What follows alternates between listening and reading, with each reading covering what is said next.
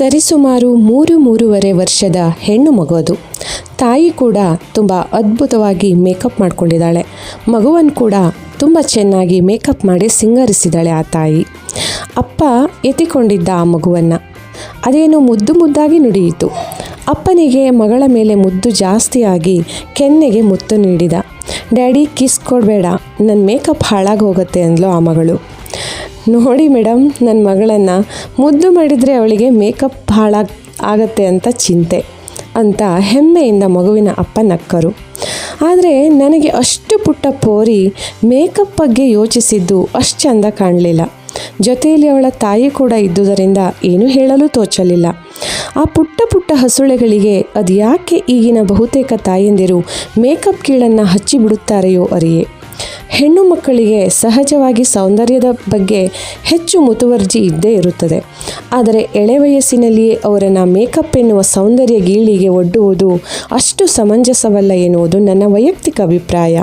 ಅದರಲ್ಲೂ ಹೆಣ್ಣು ಮಕ್ಕಳಿಗೆ ಸೌಂದರ್ಯ ಪ್ರಜ್ಞೆಯನ್ನು ಜಾಸ್ತಿ ಬಿತ್ತುವುದಕ್ಕಿಂತ ಅವರಲ್ಲಿಯ ಆತ್ಮಶಕ್ತಿ ಹಾಗೂ ಅವರೊಳಗಿನ ಪ್ರತಿಭೆಯನ್ನು ಜಾಗೃತಗೊಳಿಸಿ ಅದನ್ನು ಗುರುತಿಸಿ ಬೆಳೆಸುವುದು ಉತ್ತಮ. ಆಗ ತಮ್ಮ ಜೀವನದ ದಾರಿಯನ್ನು ತಾವೇ ಚಂದವಾಗಿ ಆಯ್ಕೆ ಮಾಡಿಕೊಂಡು ನಡೆಯಲು ಶಕ್ತರಾಗುತ್ತಾರೆ. ಹಾಗೂ ಬದುಕಿನಲ್ಲಿ ಯಾವ ಅಡೆತಡೆಗಳು ಬಂದರೂ ಕೂಡ ಧೈರ್ಯದಿಂದ ಎದುರಿಸುವ ತಾಕತ್ತನ್ನು ಅವರು ಬೆಳೆಸಿಕೊಳ್ಳುತ್ತಾರೆ. ಈಗಿನ ಬಹುತೇಕ ಕಾಲೇಜು ಹೆಣ್ಣು ಮಕ್ಕಳು ಅತಿಯಾದ ಮೇಕಪ್ನಿಂದ ಸುಲಭವಾಗಿ ಪಡ್ಡೆ ಹುಡುಗರನ್ನು ಸೆಳೆಯಬಹುದು ಎಂಬುದನ್ನು ಮನಗಂಡು ಹೆಚ್ಚಿನ ಸಮಯ ಮೇಕಪ್ ಮಾಡುವುದರಲ್ಲೇ ಸಮಯ ವ್ಯರ್ಥ ಮಾಡಿಬಿಡುತ್ತಾರೆ. ಸೌಂದರ್ಯ ಪ್ರಜ್ಞೆ ಹೆಣ್ಣಿನಲ್ಲಿ ಜಾಸ್ತಿ ಆಗುತ್ತಾ ಹೋದಂತೆ ಅವಳಿಗೆ ತನ್ನ ಬದುಕಿನ ಗುರಿ ಸೇರುವ ಕಡೆಗೆ ಲಕ್ಷ್ಯ ಕಡಿಮೆ ಆಗುತ್ತಾ ಹೋಗುತ್ತದೆ. ಮನೆಯಲ್ಲಿ ಬಡತನ ಇದ್ದರೂ ಉತ್ತಮ ಬ್ರ್ಯಾಂಡ್ನ ಬಟ್ಟೆ ಬರೆ ಮೇಕಪ್ ಕಿಟ್ ಉಪಯೋಗಿಸುವ ಹುಚ್ಚು. ಇದಕ್ಕೆ ಹಣ ಹೊಂದಿಸಲು ಅನೈತಿಕತೆಯ ದಾರಿ ಹಿಡಿಯಲೂಬಹುದು, ಅಥವಾ ಕದಿಯುವ ದುಸ್ಸಾಹಸಕ್ಕೆ ಕೈ ಹಾಕಲೂಬಹುದು, ಅಥವಾ ಹಣ ಇರುವ ಬಾಯ್ ಫ್ರೆಂಡನ್ನು ಆರಿಸಿಕೊಳ್ಳುವ ಪ್ರಯತ್ನ ಕೂಡ ನಡೆಯಬಹುದು.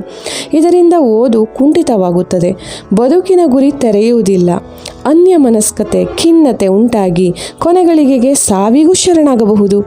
ಹೀಗೀಗ ಮೇಕಪ್ ಅನ್ನುವುದು ಎಲ್ಲ ತರಹದ ಕುಟುಂಬ ವರ್ಗವನ್ನು ಆವರಿಸಿಬಿಟ್ಟಿದೆ. ಮೇಕಪ್ ಮಾಡಿಕೊಳ್ಳುವುದು ತಪ್ಪ? ಹಾಗಾದರೆ ಕೇಳಬಹುದು ನೀವು. ತಪ್ಪು ಎಂದೇನೂ ಹೇಳಲಾಗದು, ಆದರೆ ಅದೇ ಗೀಳಾಗಬಾರದು ನೋಡಿ.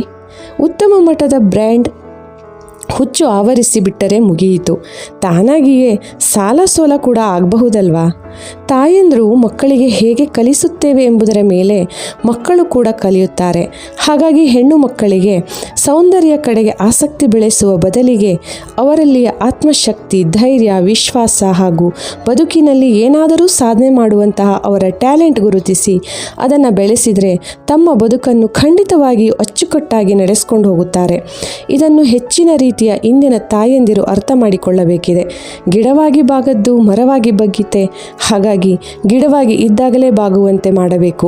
ಬೆಳೆದ ಮೇಲೆ ನಮ್ಮ ಮಾತು ಕೇಳರು ಮಕ್ಕಳು ಎನ್ನುವ ಅಸಹಾಯಕ ಮನಸ್ಥಿತಿ ಬಾರದಂತೆ ಹೆತ್ತವರು ನೋಡಿಕೊಳ್ಳಬೇಕು ಹಾಗೂ ಜಾಗೃತಾವಸ್ಥೆಯಲ್ಲಿರಬೇಕು. ಧನ್ಯವಾದಗಳು. ನಮಸ್ಕಾರ. ಲೈಕ್ ಮಾಡಿ, ಸಬ್ಸ್ಕ್ರೈಬ್ ಆಗಿ, ಶೇರ್ ಮಾಡಿ, ಹರಸಿ ಹಾರೈಸಿ. ಧನ್ಯವಾದಗಳು ಮತ್ತೊಮ್ಮೆ.